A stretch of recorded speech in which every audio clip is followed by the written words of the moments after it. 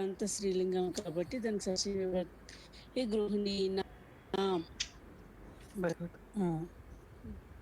Next, కోతులు వృక్షముల యందు నివసిస్తున్నాయి.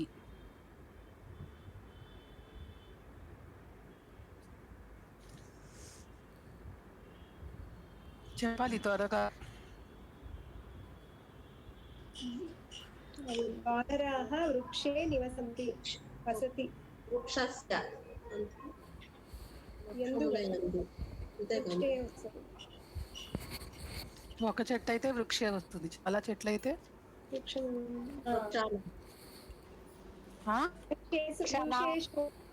వృక్షేషు ఏ విభక్తి వాడాలండి? షష్ఠి మేడం. షష్ఠి ఏం చెప్తుంది చెప్పండి? వృక్షం యొక్క అంటుంది కదా. సప్తమి వాడతాం ఎందు యొక్క సప్తమి మేడం. సప్తమి అయితే ఎలా మారుతుంది? వృక్షేషు కోతులు వృక్షముల యందు నివసిస్తున్నాయి. సెంటెన్స్ మొత్తం చెప్పండి. వానరాः వృక్షేషు నివసంతి. ఓకే, ఉత్తమం. చిలుకలు వృక్ష శాఖల యందు నివసిస్తున్నాయి. వృక్ష శాఖ అన్నట్టు చెప్పండి.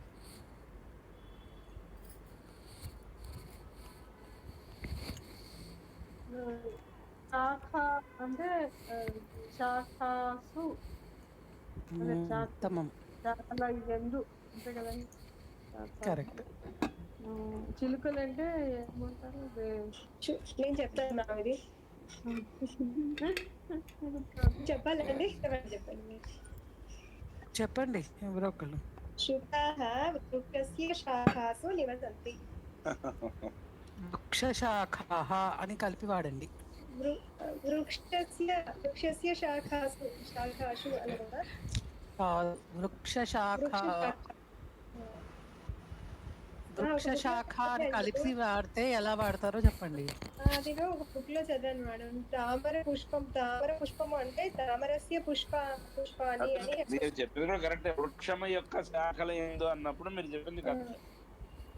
యొక్క శాఖలు ఎందుకంటే వృక్ష శాఖలు ఏందో అన్నాం డైరెక్ట్ గా. వృక్షస్య శాఖాషు నివసంతి. శుకాని చిలుకలు. ఇప్పుడు వృక్షస్య శాఖ తీసేసి వృక్ష శాఖ అనే ఒక సమస్త పదాన్ని తీసుకుని దానికి విభక్తిని కరెక్ట్ వేయండి అంతే. వృక్ష శాఖ అనేది పర్ఫెక్ట్లీ కరెక్ట్, మేమేం కాదనట్లేదు. ఓకే, దీన్ని కూడా మార్చండి. సమస్త పదాన్ని తీసుకున్నప్పుడు ఎలా మారుస్తారు అది మీరు మార్చాలి అని చెప్తున్నాం అన్నమాట. అర్థమైందా?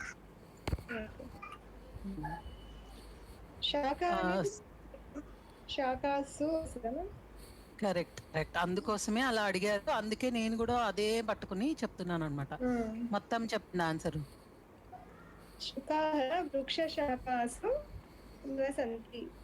ఉత్తమం. పక్షులు గూటి అందు నివసిస్తున్నాయి.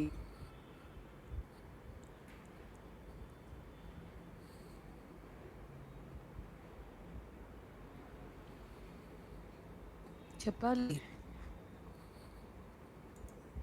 ఒక్కసారి అందరూ అన్మ్యూట్ అయిపోతారు, లేకపోతే ఎవ్వరు పలకరు. నీడ.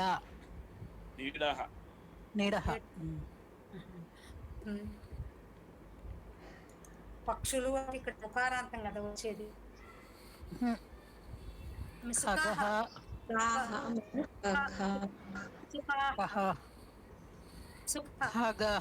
చెప్పండి.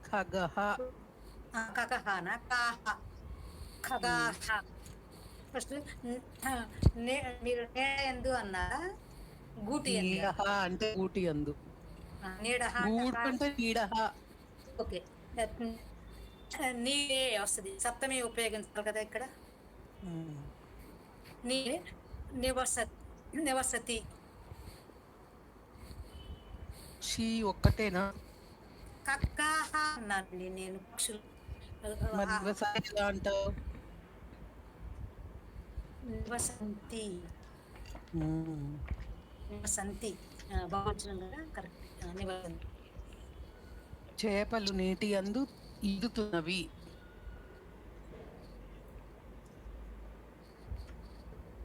మధ్యాహ్నం అంటారా చేపలు? మీనాః మీనాః జలేన తరంతి. మేడం మీ సుధామూర్తి కూడా సప్తమికి నా వాడకుండా చెప్పండి.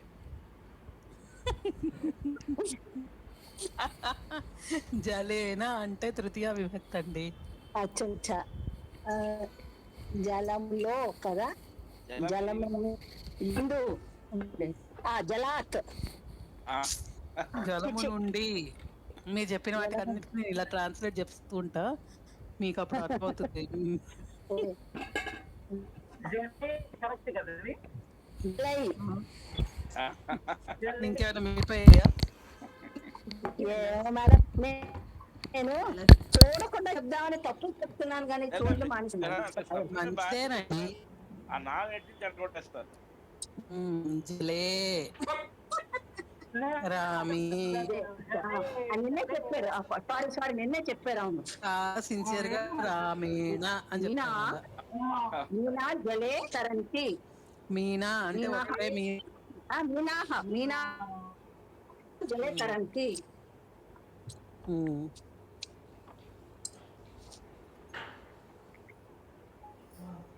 నెక్స్ట్ ఏంటి చెప్పండి. మునివరుడు కుటీరమునందు నివసిస్తున్నాడు.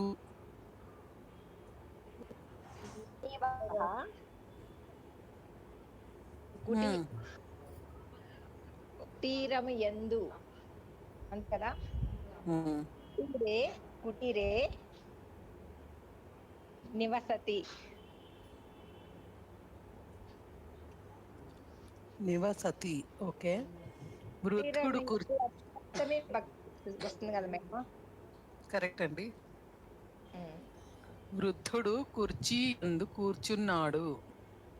వృద్ధాః ఒకడే. ఆసనే తిష్టంతి. ఆసందే.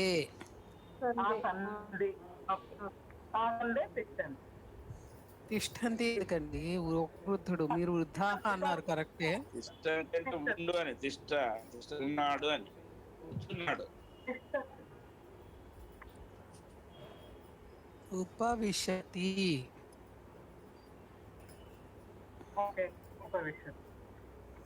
ఒక్కడే. వృద్ధ ఆసందే ఉపవిశతి. మహిళ పాకశాల యందు వండుచున్నది. మహిళ పాకశాలే వద్దు ఆగండి. పాఠశాల. పాఠశాల యందు కదా మేడం? అవునండి. పాఠశాలి అంటే కరెక్ట్. పాఠశాలయాం రావాలి. ఎందుకు? చాలా స్త్రీలింగం.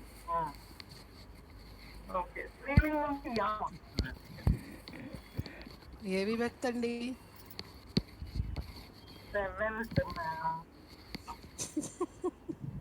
చెప్పండి సెంటెన్స్. మహిళ పాఠశాలయాం పాఠం వండుతోంది.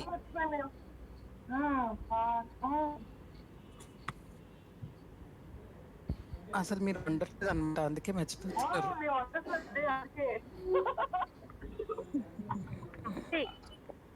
అంత జొమాటోనా?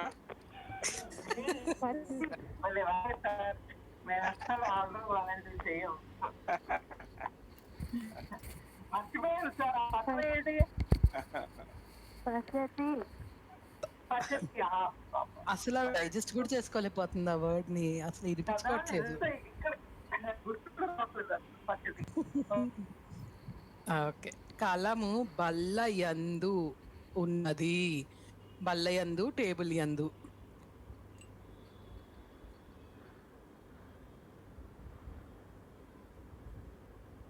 ఉత్పీఠిక అనేది టేబుల్. లేఖని ఏంటండి? లేఖని ఖా అంతేనా? పీఠికా యామ్ అంతేనండి. ఎందుకు అంటే అంటే స్త్రీలింగం అండి, అంతేనా? చెప్పేశారు, ఎందుకు కన్ఫ్యూజ్ అవుతున్నారు? ఉత్పీఠికా యామ్ అస్తి. పండ్లు పళ్ళెమునందు ఉన్నాయి. స్థాళీ.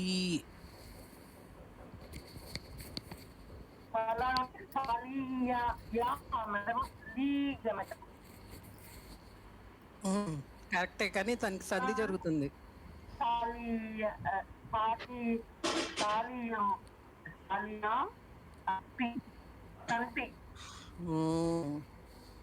అస్థి ఎందుకు?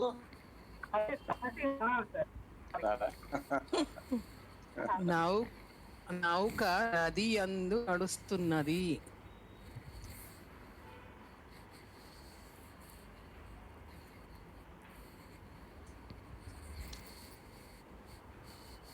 నౌక నద్యా చలతియా? నద్యా ఏ విభక్తి? నేను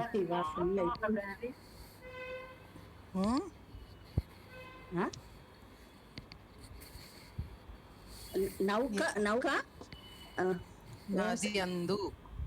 ఏ మేడం? నది యందు. నది యందు నౌక ఇక్కడ ఏమొస్తుందో నౌక నద్యే నద్యే నద్యే చతి. నది ఈత స్త్రీలింగం అండి. అసలు ఈ లింగాలన్నిటినీ మార్చేస్తున్నారు మీరు. మన వాళ్ళు ఏం చేస్తున్నారంటే పైన అసలు వింటల్లా ఏ సెంటెన్స్ అనిపిస్తుంది నాకు.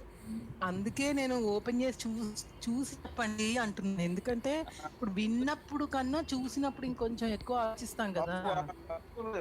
2 ఉదాహరణలు ఇస్తున్నా కూడా తప్పు చెప్తున్నారు. స్త్రీలింగం మేడం, ఈ కారంతక స్త్రీలింగం ఉన్నది. కరెక్టేనా? కరెక్ట్. ఇప్పుడు దానికి ఏ విభక్తి వేయాలో చెప్పండి. అదే సప్తమి మేడం, సప్తమే. ఇందు అంటే సప్తమే. ఏమొస్తుంది అయితే? నౌక నౌక నద్యాం చలత. నదియాం నద్యాం చలతి. నద్యాం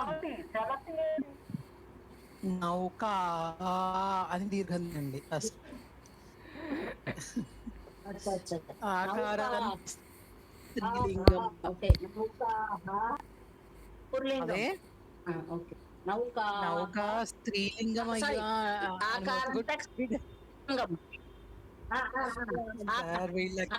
స్త్రీలింగం. నది కూడా స్త్రీలింగమే. నౌకాః నద్యాం చలతి. అయ్యో రామచంద్ర, నౌకాః ఎందుకు వచ్చిందో చెప్పండి ఫస్ట్ నాకు.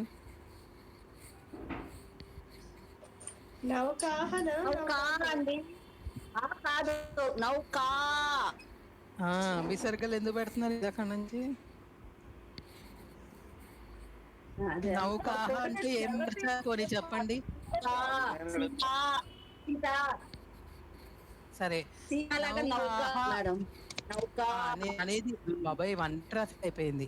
నేను చెప్పేది వినండి. నౌకాః అంటే అప్పుడు ఏం మార్చాల్సి వస్తుందో చెప్పండి. ఇంకొక లిస్ట్. అంటే నౌకాః అంటే అది అది అది పుల్లింగం అయిపోతుంది. అది ఆకారాంతక స్త్రీలింగం ప్లూరల్ అండి. ప్లూరల్ అవుతుంది కదా, అది ప్లూరల్ అవుతుంది. ప్లూరల్ ప్లూరల్ అయినప్పుడు మీరు అవుతుంది కదా, నౌకాహ అంటే. ఇంటెన్స్ లో ఏం మారుస్తారు? ఆ, చలంతి చలంతి చలంతి. అది వినండి. నౌకాహ నద్యా చలంతి. చలంతి నద్యా కాదు, నద్యాం. ఒక్కసారి చెప్పింది కంటిన్యూ చేయండి, నెక్స్ట్ టైం అడిగినప్పుడు దాన్ని ఇంకోటిలాగా చేయకండి మేడం. కాదు మేడం, నేను నద్యాం అని చెప్తే ఇందాక నన్ను అలా చేశారు మేడం, కన్ఫ్యూజ్ చేస్తారు మేడం.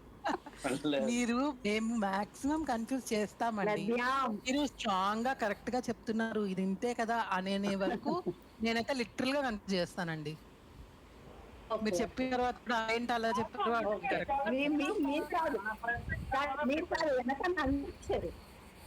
మీరు ఒక 2 ప్రిన్సిపల్స్ గుర్తుపెట్టుకోండి మేడం. ఆకారాంత స్త్రీలింగం వచ్చినప్పుడు కూడా యాం వస్తుంది, బట్ ఈకారాంత స్త్రీలింగం వచ్చినప్పుడు కూడా యాం వస్తుంది, కాకపోతే సంధి కలిసి వస్తుంది. ఈ పోయి యాం వస్తుంది, యాకి తాల్యాం. అది గౌర్యాం గౌర్యాం గౌ అట్లా అన్నమాట. సార్ ఇక్కడ నద్యాం దగ్గర ఒకవేళ దాన్ని ప్లూరల్ చేయాలంటే నదీషు వస్తుందా సార్ ఇక్కడ? అవును, అంతే అంతే. అబ్బా మీరు ఇంకోటి నదిలోనే నేను తేరుతున్నాను. నదిలో అంటే అలా వస్తుంది, నదులలో అయితే ఒకటే నది కట్టది. కరెక్ట్, నదీషు. సంధి. నెక్స్ట్, నౌకాహ నదీషు చలంతి. నదుల యందు. నౌకలు నదుల యందు నడుస్తుంది.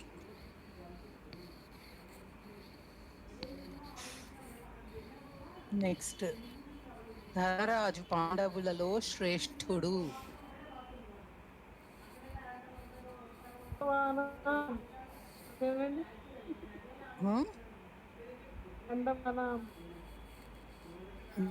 ఇంకో ఆప్షన్ కూడా ఉంది మనకి, పాండవేషు.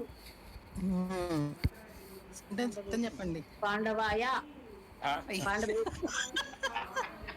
పాండవులకు వాచిపోతున్నాయి. ధర్మరాజ పాండవేషు శ్రేష్ఠః. నిజంగా గుర్తుగా చెప్తున్నానండి, నాకు ఇంకా ఎప్పటికీ గుర్తుండదు. అంటే ఏం ప్రాక్టీస్ చేయట్లేదు, మరి ఇంకా నేను చెయ్యను అని ఇంకా మీరు అంటే ఏం చేస్తామండి. అంటే అన్ని కాదు, కొన్ని అయితే గుర్తురావట్లేదు. కాకి పక్షులలో చతుర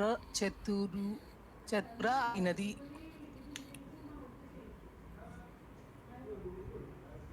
కాకి పక్షులలో తెలివిగలది.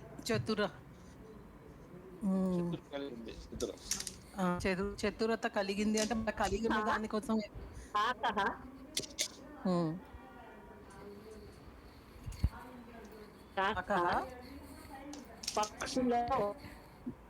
పక్షులలో కదండి, పక్షి అంటే పక్షి అంటే స్త్రీలింగమా? పక్షులలో పక్షి స్త్రీలింగం మేడం. ఇందాక చెప్పంగా పక్షి నీడలో, చెట్టు నీడలో పక్షి ఉందని చెప్పారు దాకా.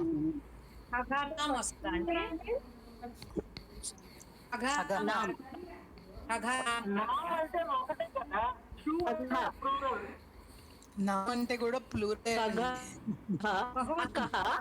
పక్షుల యొక్క. ఓకే ఓకే ఓకే, పక్షులలో అంటే నేను అక్కడ సప్తమే తీసుకుంటాము. పక్షేషు ఖగేషు ఖగేషు. ఖగేషు ఖగానాం రెండు కరెక్టే వస్తాయి, ఎందుకంటే పక్షులలో పక్షులందు రెండు కరెక్ట్. యొక్క అన్నప్పుడు యొక్క లోన్ లోపల వస్తుంది కాబట్టి షష్ఠి. ఖగేషు ఖగానాం రెండు కరెక్టే. ఖగేషు శ్రేష్ఠః. చతురుడు అని చెప్పాం కదా. చతురహ. రాముడు పురుషులలో ఉత్తముడు.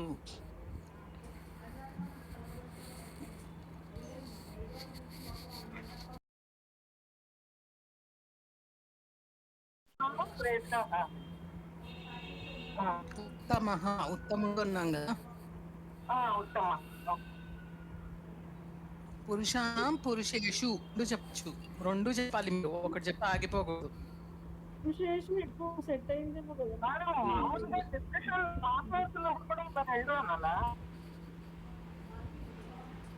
ఏంటి అర్థంగా డిస్కషన్ చేసినప్పుడు వెళ్ళిపోతాను అన్నకర్లే కదా. ఏదో ఉన్నాడు సార్, మీకు అర్థమైంది ఆవిడ అడిగింది క్వశ్చన్? అర్థం కాదు. మామూలుగా మాట్లాడుతున్నప్పుడు డిస్కషన్ లో మొత్తం వాడతారా ఖగేషు ఏదో ఒకటే వాడచ్చు కదా. వాడచ్చు, కానీ పుస్తకాల్లో ఇలాంటి శబ్దాలు వచ్చినప్పుడు సప్తమియే వాడాడు, షష్ఠి వాడలా.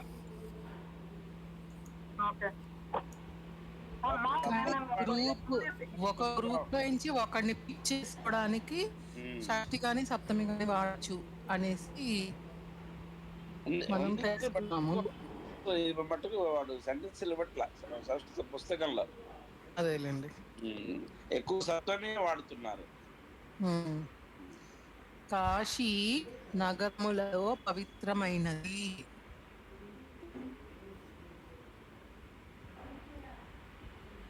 ఇది కరెక్ట్ గా చెప్పాలండి, ఎవరు చెప్తారు?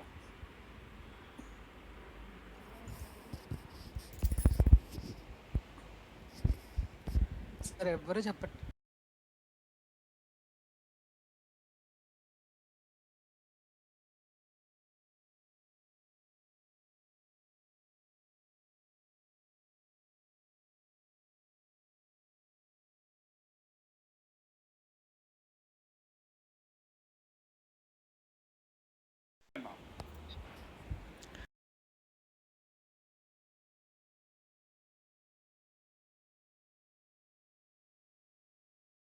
పవిత్రమైనది. పవిత్రం అయినది. పవిత్రం అస్థి అని చెప్పకూడదు. ఇవన్నీ నేర్చుకున్నాం, మనం మర్చిపోతున్నాం. కాశీ అనేది స్త్రీలింగం అండి. అవును, కాశీ స్త్రీలింగము. సప్తమిలో నగరీషు. నగరీషు నగరాలలో కాశీ పవిత్రమైనది. నది పవిత్ర, కాశీ నగరం పవిత్రమైనది అంటున్నాం కదా. ఇప్పుడు కాశీ అనేది, ఒక్క నిమిషం వినండి, కాశీ ఎలాగ చెప్తున్నాము, అది ఏ లింగము, అది ఏ వచనంలో ఉందో, ఈ చివరి వచ్చే ఆ డిస్క్రిప్షన్ కూడా అదే వచనంలో ఉండాలి, అదే లింగంలో ఉండాలి. ఓకే మేడం, స్త్రీలింగం అయితే కాశీ అనేది ఏకవచనము. ఇప్పుడు చెప్పండి. కాశీ నగరీషు భవతి. పవిత్రం భవతి అనొచ్చా? పవిత్రం కాదు, అసలు అదే రాకూడదు. ఓకే, అదే స్త్రీలింగం కాబట్టి కాశీ అని దీర్ఘమే రావాలి, కాబట్టి పవిత్ర భవతి అనాలేమో. పవిత్ర అని అంటే ఏకవచనం కాబట్టి అక్కడ, ఇక్కడ కూడా ఏకవచనం లాగా రావాలి. Okay okay. మనం లింగంలో రామ పురుషేషు ఉత్తమ అంటున్నాం కదా. సీత స్త్రీషు ఉత్తమ. Okay okay. సీత బాలికాసు ఉత్తమ, అది కావాలి అక్కడ. ఓకే, ఫస్ట్ మనం ఏకవచనానికి దీర్ఘం పెట్టాం కాబట్టి శ్రేష్ఠ. ఏకవచనం కాదు, లింగం ఏ లింగంలో ఉంటే అక్కడ లింగం, అదే స్త్రీలింగము. స్త్రీలింగం కాబట్టి స్త్రీలింగం లాగా రావాలి. రామ అయితే ఉత్తమ అని ఎలాగ అంటున్నాము, ఇది అలా అనాలంటున్నారు, అంతే కదా? అంతేనండి, అంతే. మనం ఇది చెప్పండి సార్. ఇప్పుడు కేశవ నామాలు అందరికీ తెలుసా అండి? తెలుసండి. కేశవాయ నమః, నారాయణాయ నమః, మాధవాయ నమః, గోవిందాయ నమః, విష్ణువే నమః, మధుసూదన. మరి రాముల వారి పేరు ఎక్కడా లేదు. రాముడికి ఏమో ఎంతో ప్రాధాన్యత ఇస్తున్నాము. ఎందుకని? ఎక్కడైనా ఉందా? రామాయ నమః, సీతారామాయ నమః ఎక్కడైనా ఉందా? ఎక్కడా లేదండి. మరి రాముడికి మన ఈ భారతదేశం ఎంతో ప్రాధాన్యం ఇస్తుంది. ఎందుకు? అవతారాలన్నీ కృష్ణుడి అన్నట్టు అలా పెట్టడం వల్ల ఆయన అవతారమే రాముడిది కూడా అనుకుంటాం కదా, అందువల్లనేమో. కాదు, ఎవరన్నా చెప్పగలరు? ఆలోచించండి. రామనామం ఉంది.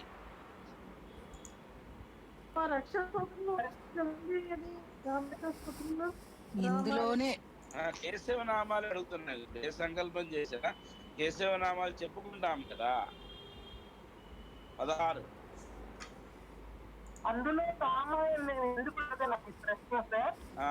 ఉన్నదా లేదా? లేదు కదా. విష్ణు రాము నారాయణ రామ అంతా ఒకే కదా, అందుకేమో. మీకు ఎక్కడా కనపట్టలేదు కదా.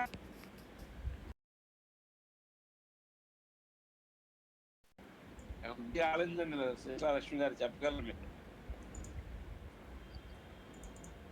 ఒకసారి చదవండి.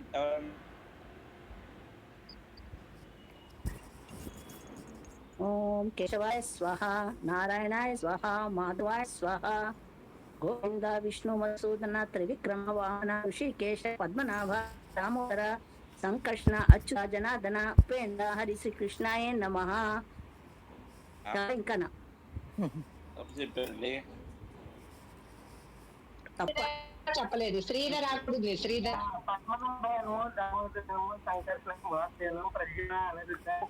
దామోదరుడు మర్చిపోయాను.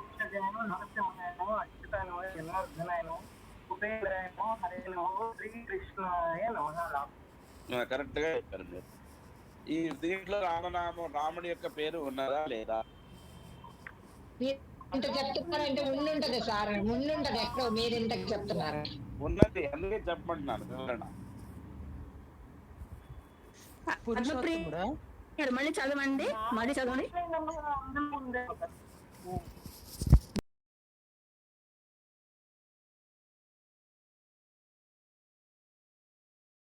పురుషోత్తమాయ నమః అన్నది రాముడికి భక్తి, ఎవ్వడికి భక్తి. ఇప్పుడు కూడా రామ పురుషేషు ఉత్తమ. పురుషోత్తమాయ నమః అన్నది రాముల వారికి సంబంధించిన నామం. సార్ క్విజ్ చాలా బాగుంది సార్.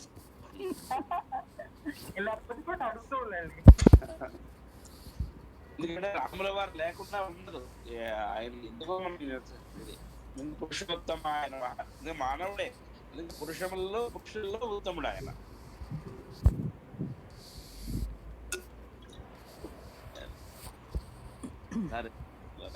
Okay, okay madam. ఇప్పుడు లేదు కదండి క్లాసు, ఎల్లుండి. విభక్తి వైజ్ మనం ప్రాక్టీస్ ఒక్కొక్క విభక్తి మళ్ళీ తీసుకుందాం మేడం. తీసుకుంటే కానీ తప్పులు పో. అవును సార్. నెక్స్ట్ విభక్తి చూద్దాం. విభక్తి చాలా ప్రాణం. విభక్తులు ప్రత్యయాలు సార్ కూడా 1.5 years వదిలేశారు మన విభక్తులు పట్టుకొని. అయినా మనం కన్ఫ్యూజ్ అవుతున్నాం. మళ్ళీ ఉపసర్గ చిన్నవి 4 ఉన్నాయి, చెప్పేస్తాను. బాగుంది చూసాను.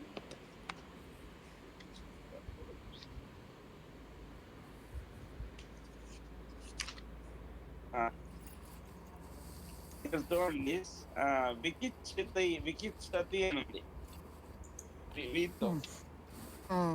కిత్ చికిత్సతి, వికిత్ అన్నమాట. అంటే సహ పురుష చికిత్సతి అంటే మనం చికిత్స చేయటం. విచికిత్సతి అంటే వాడు సందేహిస్తున్నట్ట. సహ పురుష విచికిత్సతి అంటే ఆ మనుషుడు మిక్కిలి సందేహించుచున్నాడు.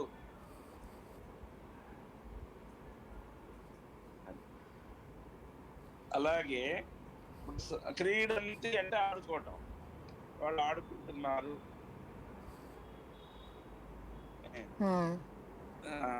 తర్వాత ఏ సర్వే తత్ర సంక్రీడంతి అంటే అక్కడ బాగుగా అని అర్థం వస్తుంది. బాగుగా ఆడుతున్నారు. సంక్రీడంతి ఏ సర్వే తత్ర సంక్రీడంతి. అలాగే క్రందంతి అంటే ఏడ్చున్నారు కదా, అవునా? క్రందంతి క్రందంతి క్రందంతి. ఇక్కడ మీనింగ్ ఏం మారలేదు. అలాగే బాలక తత్ర సంక్రందంతి మీనింగ్ ఏం మార్పులేదు. ఒక్కోసారి మారుతుంది, ఒక్కోసారి మారదు. అలాగే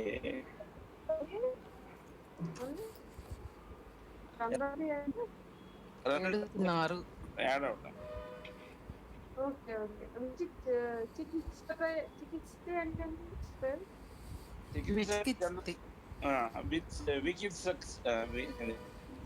విచికిత్సతి అంటే సందేహించడం, డౌట్ పడటం, బాగా సందేహపడటం అవతల వాడిని.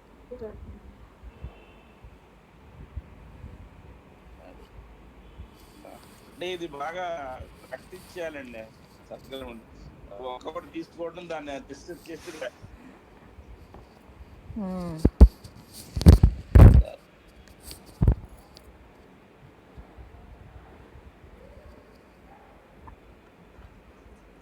ఒక భూధాతు. భూ అంటే అగు, ప్రభు అంటే వృద్ధి అగట, పరాభు ప్రాప్తించుట, అపభు దూరముగా ఉండట, సంభు పుట్టుట, అనుభు అనుభవించుట, విభూ వైభవంతో, అభు ఉండుట, అతిభూ అత్యధికముగా వృద్ధి అగట.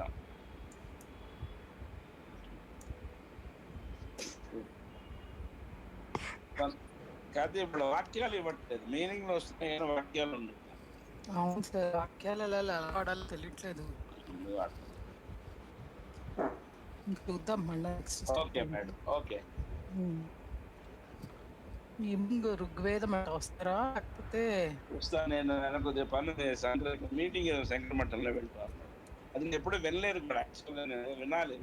వేద సారం బాగుంటున్నారు, ఉపదేశ సారం వినాలి మేడం. ఉపదేశ సారం మధ్యలో బ్రేక్ అలా పాట